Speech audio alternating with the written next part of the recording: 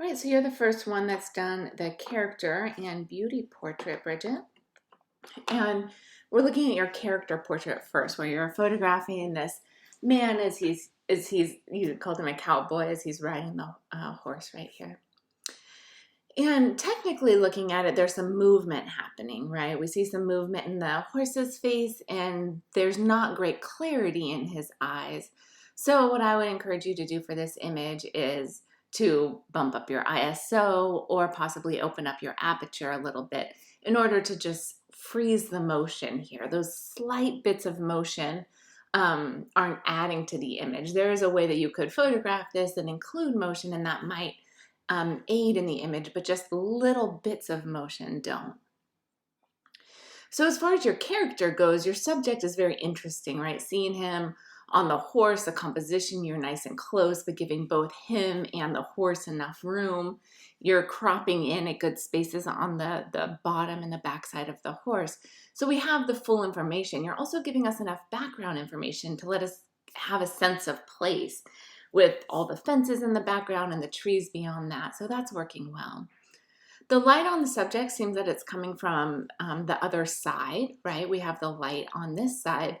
And I wonder if this image would be more successful if you had photographed it from the opposite side. So if you were standing over here so that when he looked towards you, we had more of this beautiful light on the part of his face that we could see. I think that would work a lot better than here where it's bright on the back side of his face and not really showing us that illumination. So that would be my main critique for this image, is just beyond the motion, how you can utilize the light best, and not necessarily by manipulating it in any way or bringing in flash or anything when you have horses around, but to just change the direction that you're standing so that your subject's forced to look in the opposite direction. And we have this for your beauty image, and this was a friend of yours, or maybe a cousin you said, who was getting ready to go out for a Halloween party. So they have like the witch hat on, they have purple hair, maybe they always have purple hair, but that's adding to the character at this point. We have like strong makeup on and a spider coming down from their eye, and then I love horror. So definitely in a character.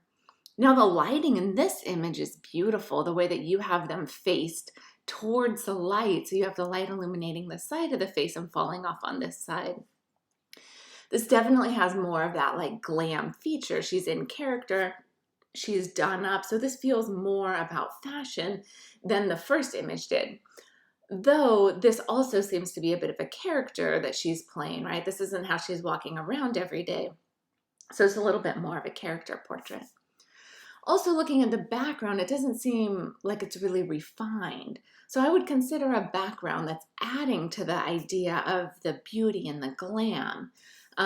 Or just coming down with this a little bit, not showing us as much of the background, letting us get nice and close to your subject, allowing that to fill the frame, starts to make the background matter even less.